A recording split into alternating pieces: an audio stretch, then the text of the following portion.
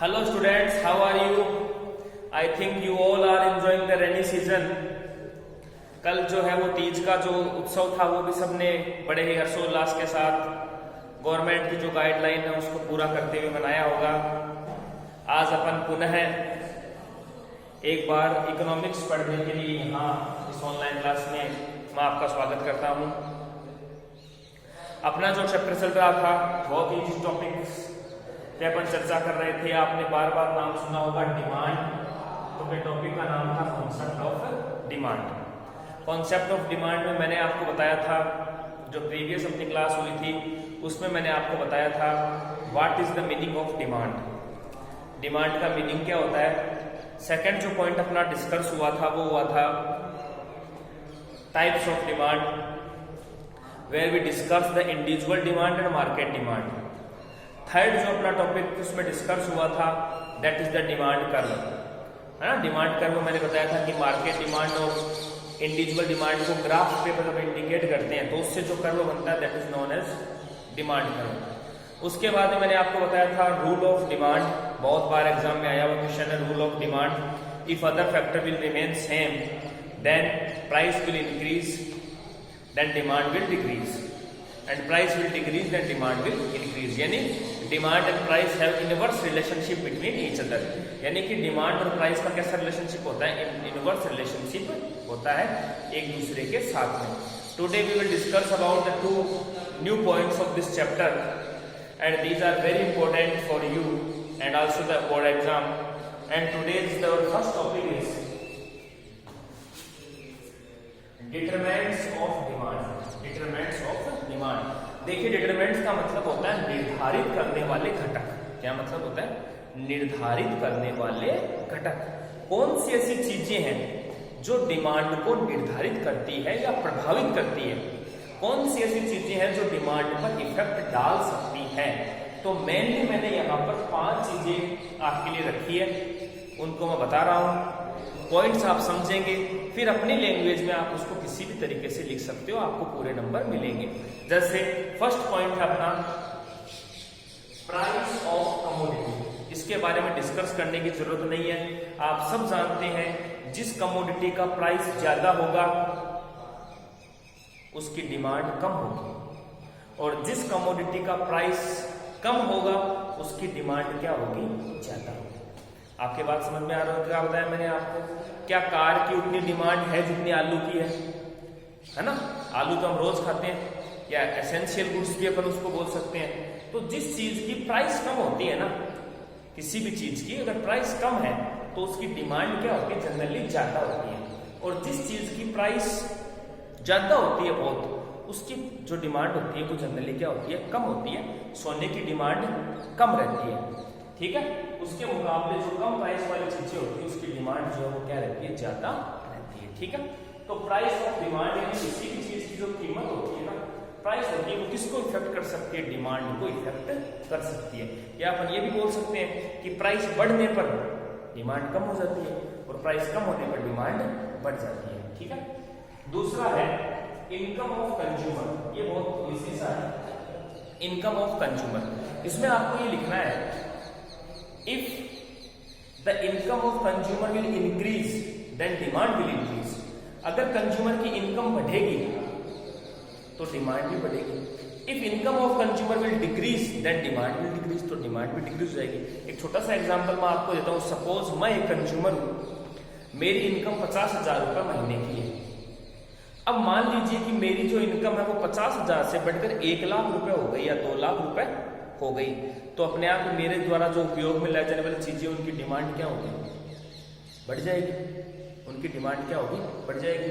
लेकिन अगर अपनी इनकम कम हो गई, अगर अपनी इनकम क्या हो गई, कम हो गई, तो जो चीजें अपन यूज में ले रहे हैं उनकी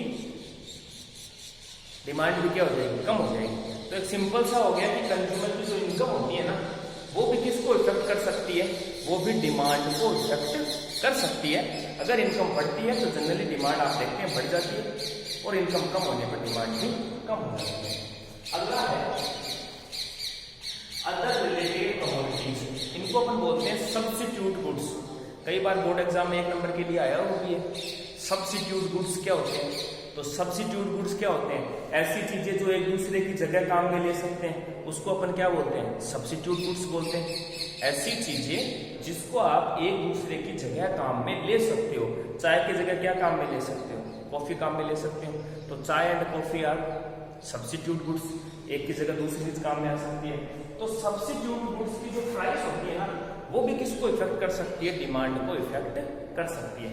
एक एग्जांपल आपके लिए लिखता हूं, परीक्षा में आया हुआ क्वेश्चन है। मान लीजिए मैं आपको बोलूं टी, चाय, है ना, चाय की कीमत है 100 रुपए पर केजी।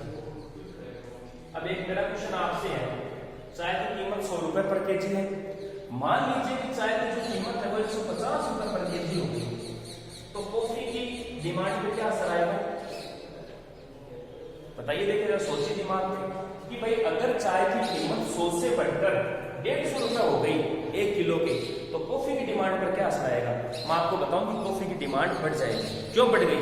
क्योंकि लोग चाय को छोड़ देंगे और क्या पीने लग जाएंगे? कॉफी पीने लग जाएंगे। चाय की कीमत बढ़ गई ना, तो इसका मतलब ये हुआ कि सब्स्टिट्यूट गुड्स का जो प्राइस होता है, सब्स्टिट्यूट गुड्स का जो प्राइस होता है ना, वो भी किसको इफेक्ट कर सकता है? डिमांड को इफेक्ट कर सकता है। मैंने क्या बताया कि अगर चाय की कीमत बढ़ गई तो कॉफी की डिमांड क्या हो जाएगी? बढ़ जाएगी, यानी की डिमांड जो बढ़ जाएगी। तो आप इसमें इतना लिख देंगे कि जो प्राइस होती है सब्स्टिट्यूट गुड्स की या रिलेटेड गुड्स की, वो भी डिमांड को इफेक्ट कर सकती है। ठीक है। चौथा पॉइंट है कंज्यूमर्स टेस्ट चॉइस। आप सबको पता है कि कंज्यूमर का जो टेस्ट होता है, जो चॉइस होती है, वो टाइम के अकॉर्डिंग क्या होती रहती है? बदलती रहती है। टाइम के अकॉर्डिंग क्या होती रहती है? बदलती रहती है। आज के 25 साल पहले, 30 साल पहले जींस पैंट की डिमांड थोड़ी थी, नहीं थी, कोई ज्यादा नहीं पहनता था। आज है। क्या हुआ? लोगों की चॉइस और टेस्ट जो है वो क्या हो गए? बदल गए। तो जैसे जैसे चॉइस और टेस्ट बदलते हैं, वैसे वैसे डिमांड में भी, किसी चीज की डिमांड में भी क्या आ जाता है? फर्क आ जाता है। आगे बात सुनो, चॉइस और टेस्ट में फर्क आता है। अगला है फ्यूचर एक्सपेक्टेशन ऑफ प्राइस। कई बार क्या होता है कि अपन ये सोचते हैं कि उस चीज की प्राइस फ्यूचर में बढ़ जाएगी, तो वो चीज अपन ज्यादा खरीदते हैं। जैसे मान लीजिए आज मान लीजिए शुगर 40 रुपए केजी है। आप बाजार में शुगर लाने गए, आपको ये पता चला कि शुगर की जो कीमत आज 40 है, लेकिन कल या परसों में इसकी कीमत 50 रुपए किलो हो जाएगी। तो आप क्या करेंगे? आप ये करेंगे कि अगर आपको 1 केजी शुगर खरीदना था तो उसकी जगह पर आप 5 किलो खरीद लेंगे। ठीक है।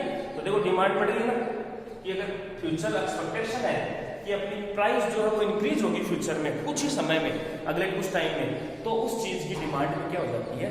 बढ़ जाती है। ऐसा जनरली पेट्रोल और डीजल के साथ होता है। जनरली जब लोग पेट्रोल और डीजल लेने पेट्रोल पंप पर जाते हैं और मान लीजिए उनको पता होता है कि आज पेट्रोल की या कल पेट्रोल की या डीजल की जो कीमत है वो क्या होने वाली है? बढ़ने वाली है। तो लोग क्या करते हैं? लोग उस टाइम पर ज्यादा पेट्रोल और डीजल डलवा लेते हैं, तो पेट्रोल डीजल डिमांड जो है उस टाइम के लिए बढ़ जाती है। तो सिंपली 5 पॉइंट्स आपको याद करने हैं। थ्योरी के नोट्स में आपको दे दूंगा जब भी मैं बना रहा हूं, तो उसके हिसाब से आप उसको लिख लेना। समझ में अगर आपके आ गया तो फिर कोई दिक्कत नहीं आएगी, आराम से आप अपनी लैंग्वेज में भी लिख सकते हैं। भाई प्राइस ऑफ कमोडिटी आपको समझ में आ गया? किसी चीज की प्राइस बढ़ने पर डिमांड कम होती है, जो रूल है वो। इनकम ऑफ कंज्यूमर, अगर कंज्यूमर की इनकम बढ़ेगी, income of consumer will increase that demand will increase, और डिक्रीज होने पर डिक्रीज हो जाएगा। रिलेटेड गुड्स का अगर प्राइस बढ़ गया तो उसकी डिमांड भी क्या होगी? बढ़ जाएगी। सब्स्टिट्यूट की प्राइस जो है, मैंने एक एग्जांपल दिया टी और कॉफी का, वो आपको समझ में आ गया होगा। कस्टमर के चॉइस और टेस्ट के अकॉर्डिंग भी डिमांड पे क्या आता है? इफेक्ट आता है। जींस पैंट की डिमांड आज बहुत है, लेकिन उस जमाने में आज से 20 साल 25 साल पहले डिमांड नहीं थी। रीजन क्या था? उस जमाने में टेस्ट और चॉइस जो थे वो कुछ अलग थे। फ्यूचर एक्सपेक्टेशन ऑफ प्राइस, अगर फ्यूचर में अपन को एक्सपेक्ट है कि किसी चीज की प्राइस जो है वो बढ़ेगी, तो उसकी डिमांड भी अचानक से क्या होगी? बढ़ जाएगी।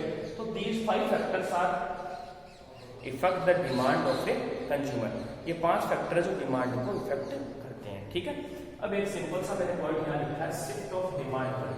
देखिए शिफ्ट ऑफ डिमांड कर्व में एक सिंपल सा रूल मैं आपको बता रहा हूँ, 2 डायग्राम आपको सीख रहे हैं कि अगर डिमांड इंक्रीज होती है तो जो डिमांड कर्व होता है that will shift upper side, और अगर डिमांड डिक्रीज होती है then demand curve will decrease lower side. कैसे? देखो,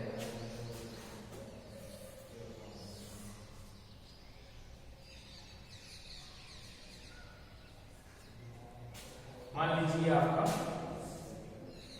डीडी है, डीडी का मतलब डिमांड कर्व। किसी भी रीजन की वजह से अगर आपकी डिमांड इंक्रीज हो गई, किसी भी रीजन में आपको प्राइस को छोड़ देना है ना, एक्सक्लूडिंग प्राइस, क्योंकि डिमांड को इफेक्ट करने वाली बहुत सारी चीजें हैं। सब्सिट्यूट गुड्स की प्राइस भी करती है, कंज्यूमर की इनकम भी करती है। प्राइस को छोड़कर अगर अन्य किसी भी रीजन से आपकी डिमांड इंक्रीज हो गई, then demand curve shifted upper side. तो आप इस साइड में शिफ्ट कर देंगे, यहां हम लिख देंगे इंक्रीज ऑफ डिमांड। तो इससे सरल तो कुछ डायग्राम हो नहीं सकता। अब आपको अगर यही पता नहीं है कि डिमांड बढ़ने पर डिमांड ऊपर जाती है नीचे, तो उसका कोई इलाज नहीं है। अगर प्राइस को छोड़कर किसी भी रीजन से डिमांड बढ़ी